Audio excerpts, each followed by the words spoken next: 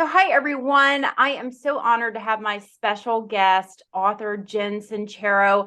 Jen Sincero is a New York Times best-selling author. She's a success coach and really, to many, a motivational speaker. Her books have really helped so many people find what really lights them up and how to explore that, do more of it, and make money. And she does all of this with an amazing sense of humor. And she is known for her How to Be a Badass book series. So welcome, Jen Sincero, to my podcast. This podcast is for women. Thank you. It's so good to be here. I'm especially excited to have you because not too long ago, I spent around 8 or 9 weeks with you in a private group coaching program that I was fortunate enough to be able to take and enjoyed it so much. And I got to see you, live on video and be part of this amazing group. This wasn't the first time you've had this private group. You're doing it again pretty soon. What's your inspiration for the group? What really lights you up about having this group? I created the group right after I finished writing You Are a Badass. So it's been around for 10 years. And that's back when I was into doing lots of coaching, group and private. And then I stopped doing it as things got busier. And, last year I was just like, I really miss coaching my people. So I fired it back up. And so you were in the first one that I've done in many, many years. And I just love it so much. It's so much fun. I loved it as well. And so many people in the group, I started, with them week one and just watched their transformation, both in the private group that we had on Facebook, and then also in the class, and just keeping up with everyone and seeing how much their lives were changing, how they were getting motivated, and just that little bit of going in this direction of what is fun. I think one of the best pieces of advice you said was to just make it easy, make it fun. And to remind myself of that too, like we were really trained that if you work hard, you get successful, right? And so we sort of feel like it doesn't count unless it hurts.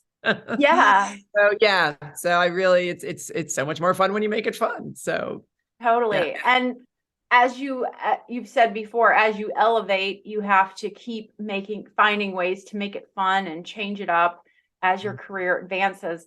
I have a lot of women that I coach privately who take my online courses, who really want to do something bigger. They want to have more in their life and they don't really know where to start. And a lot of them are newly divorced, newly out of a relationship. And I know you shared just so much vulnerability and how to be a badass about where you were at age 40.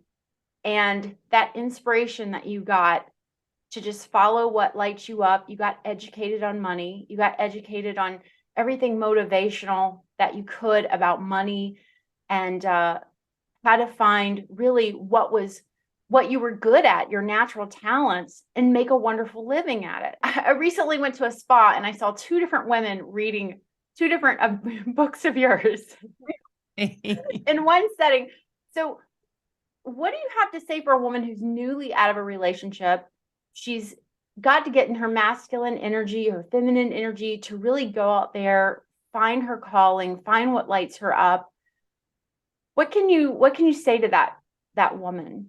Don't expect to know everything right away. I think we put a lot of pressure on ourselves to have the answer and to have this sort of lightning bolt knowledge about who we are and what our purpose is, and for some people do know, out of the gate, know exactly why they're here. But the rest of us really have to sort of feel around in the dark a little bit to find it. So I think the most important thing when you're starting out in a new chapter of your life is to just keep taking action on the next right step. Like what feels right for whatever reason. It's fun, just energetically, or you can make good money doing it. And it's not totally outside of who you are. Like just keep taking action. Because I think where we get into problems is we try to figure it all out in our minds. We pro and con it to death. And when you're entering into a new chapter, you've never been there before. So your mind does not know. So take some action, see what feels good, see what doesn't feel good. Just keep taking the next right step in the right direction. I love that. It's a perfect balance with masculine and feminine energy. The masculine mind, wants to know the answer immediately. The feminine energy mind, she has to tiptoe into the water, see how she feels one step at a time. A big game changer for me reading your book was How to Be a Badass at Making Money. And my coaching career was going okay. I was comfortable, but I knew there was more. And I'll never forget, I was about to go on a vacation that I really couldn't afford. And I was in the office getting my passport, and I'm reading your book and just bookmarking and making notes. And I come to this section where it tells me, okay, decide how much money you want to make. Now make it really scary, double it. Now, what are you going to do in exchange for that money? What are you going to offer people in exchange for that? And how many volumes of it will you have to sell? So it was real actionable steps to take to get me in that direction. And I'll never forget, in that government office building, I really mapped out my career and how I was going to have my online goods and sell them and help women, what I was going to do in exchange for that. And that place, it's this government building right off Elm Street in downtown, and it means so much to me now. With such a place. And I'm sure that you have heard this story so many times from a lot of women. For the woman who's, really understanding money, is money bad? Is it okay to want money? What would I do with money? What are your feelings on getting a woman really comfortable with not only making money, but making a lot of money, being okay with that process? It's so interesting, right? Because first of all, everybody is taught that money is dirty, that we all have such a complicated relationship, right? Like if I told you, I'm going to give you $10,000 when we get off this podcast, you'd be like, yeah, and everybody would feel that way, right? But then at the same time, subconsciously, often we feel like rich people suck. We immediately equate going out. If I said, I'm going to go get rich this year, people would look at me kind of sideways, because we automatically assume I'm going to do things that compromise my morals in order to do it, right? We go right there. We've got this really negative attitude about rich people and getting rich and the pursuit of the unholy dollar. And so I think that's just sort of built into our fiber somehow, and especially as women, because women, it seems aggressive. It seems, unladylike to be ambitious. It's unseemly for the ladies to and it's funny because, we have come so far, but there is we are in the patriarchy, and that's, men are entitled in that way and women are not. So I think we do have a bigger hurdle to get over. And I'm just saying that, and we 100% can, and we can do it in a feminine way, which is really exciting because, ladies, money is currency and currency is energy. So money is energy. So all the stuff that you did in that government building, getting into the masculine, into the lists and the quantitative amounts of money, super important. You can't just wish to make more money. Money is all about numbers. So you have to do that part.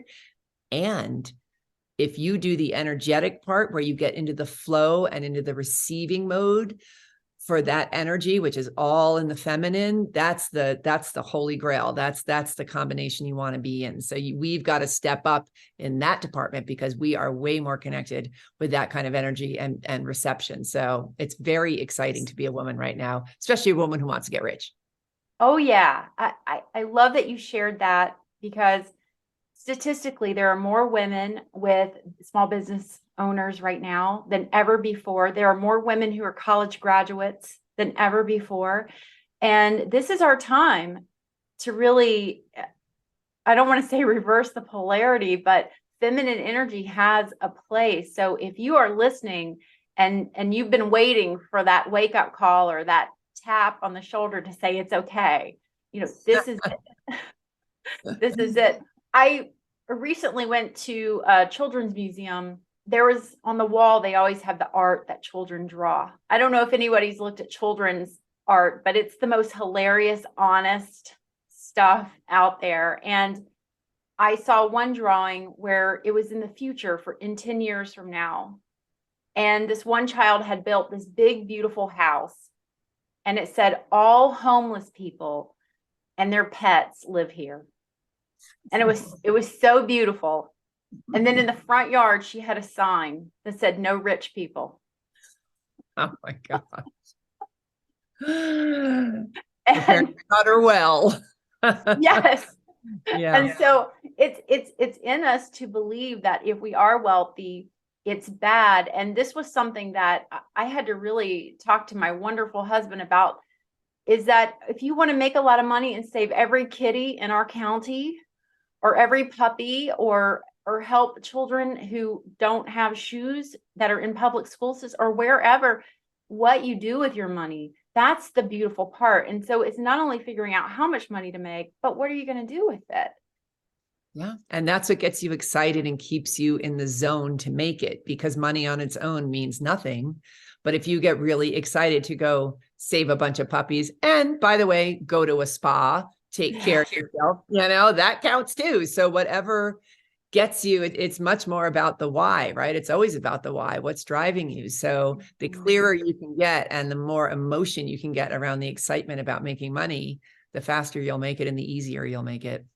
Yeah. Let's talk about that a little bit, because I know there are 3 things that are very important to you in terms of keeping your frequency high flying. One is music, meditation, and then also motivational speakers like Abraham Hicks. Mm-hmm. These are all important things for you. So in a perfect world where in one day you got to have music, meditation, and your motivational speaker, what would that day look like in terms of like your rituals or how you stack your day?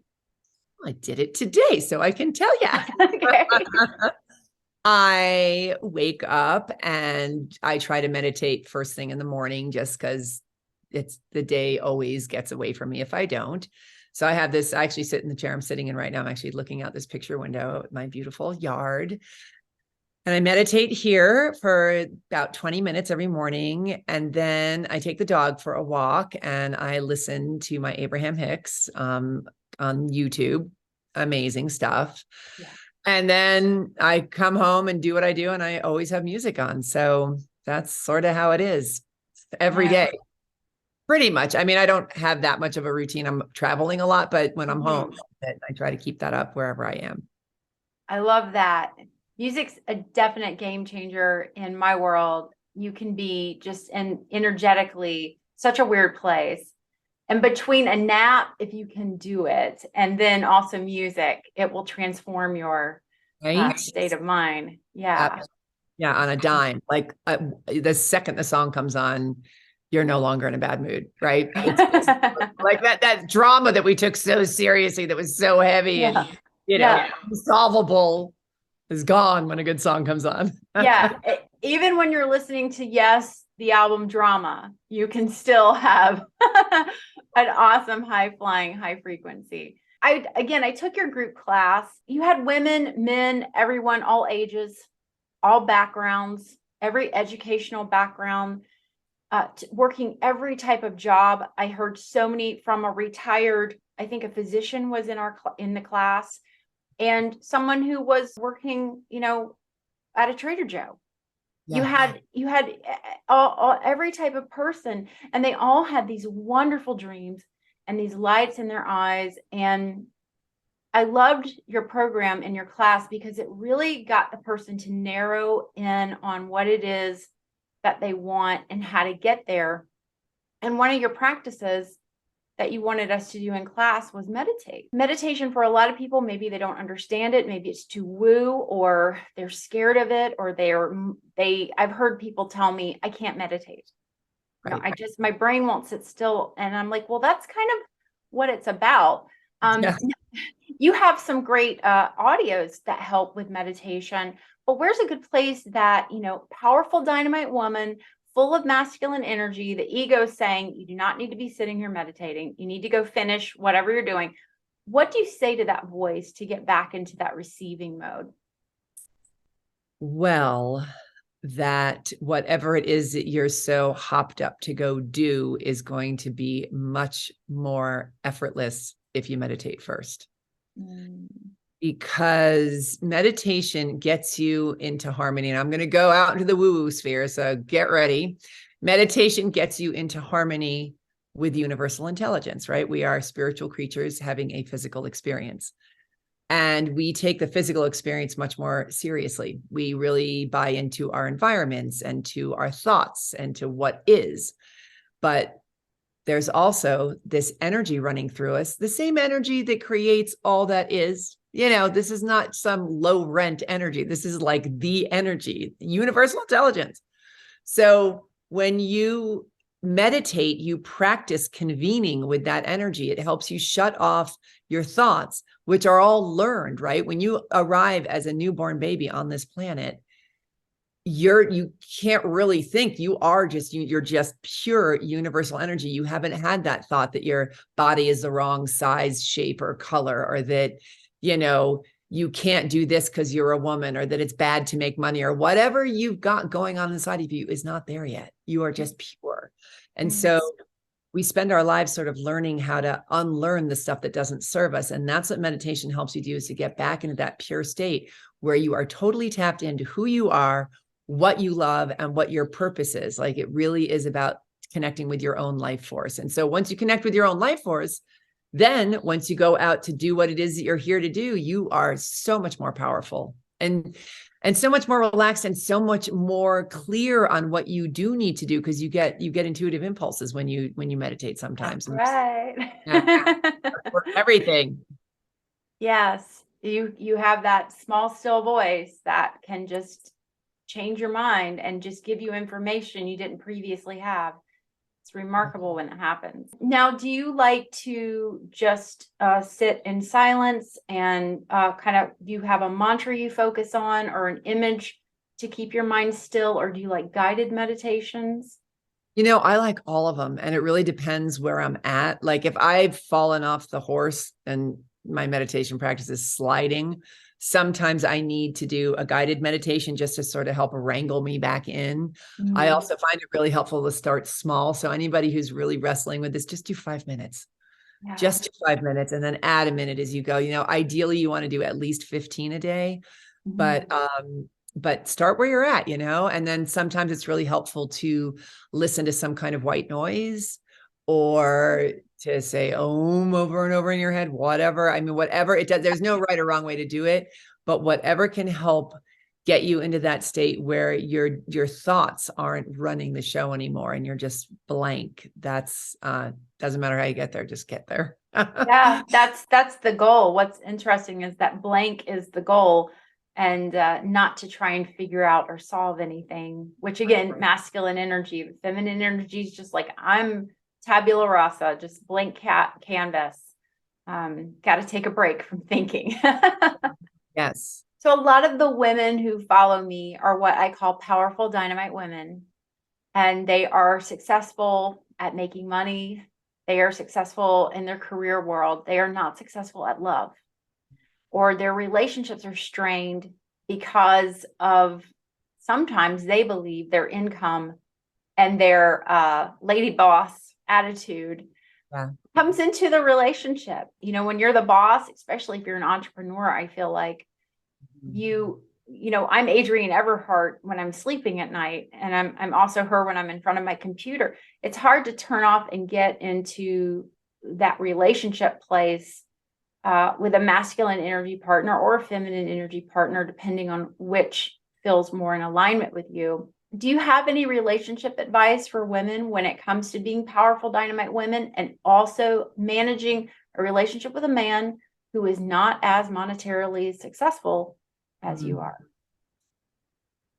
Well, to be honest, I'm one of those women who is not in a relationship right now, and I'm working through this too. But the good news is I'm working through it. So I have been really paying attention to it. And I think that really is the key to everything, is giving it attention, and attention. Oh, I just heard attention is the beginning of devotion. That was a quote by Mary Oliver. Isn't that so good? Oh, that's good. But when you give something your attention, it's such a blessing, right? Because we're scattered all over the place. So giving a person your attention, an activity and attention, a thought, a feeling, it's such an honor because there's so many other things vying for it. So I love that feeling. So I think giving attention to your feminine energy and to the idea that you have all of these parts of you that are masculine, are feminine, they're all amazing. But I think we tend to give more attention to our masculine, and especially when we're running our businesses, and especially because we live in a patriarchy, and that is held more worthy in a lot of ways. Again, that's very subconscious. And I think this whole, what you're doing on your podcast and this celebration of feminine energy and this attention that you're giving to it is so powerful. So I think taking the time to pause, especially when you're done with work, especially when you're done, being in the masculine, and just being aware of it and making the intention to give it attention, the intention for attention, to set that intention. And whatever that means, if you have to take a bath after you're done working, or, whatever brings you into the feminine, but not hoping you're just going to wing it and get there. It's sort of like what I talk about with the spiritual gym. Like, you've got to have that practice down, the meditation, the listening to music, you can't just wing it. You got to get the specifics. And hello, how great are feminine energy specifics anyways? Usually like taking a nap, talking to a girlfriend, doing something that makes your body feel good. It's all great. Set the intention to do that and to nurture the feminine so that we can all sort of bring her up to speed. Yeah. Jen, I love your vulnerability in sharing with us. I don't want to call it a problem. It's the biggest challenge and opportunity for growth that women, powerful dynamite women, are facing. And that is how to have this masculine energy man, because that's what a lot of us want, but also be these powerful dynamite women. And you said something really important while you were speaking. You said, when you're done with work. And that's a really good reference point. It's like, I am done with work right now. I'm taking off the boy pants. Yeah. And I'm putting on my feminine, clothes, or even your mindset, and deciding I'm not working anymore from this hour, onward. So you can be aware and be present in your relationship. And something I think about a lot too is, for me, making money was impossible. It was literally like a complete identity shift. So I feel like, and a lot of you guys out there watching this and listening to this, if you got successful, that took a lot of stuff that you were not comfortable doing. So this is just another one of those things, and you can totally do it. Like, if you can do that, you can do anything. So, and it's fun. I think it's so fun to explore it, so how cool. I'm giggling because it is, I tell women all the time, I'm like, oh, it's fun. You get to practice with your husband tonight. You get to lean back and just see, you get in the car with him. He's going the wrong way. Lean back and just see where you end up. See what he does. Right? I mean, take a break. Seriously, everything that we have to do to get in the feminine is so awesome.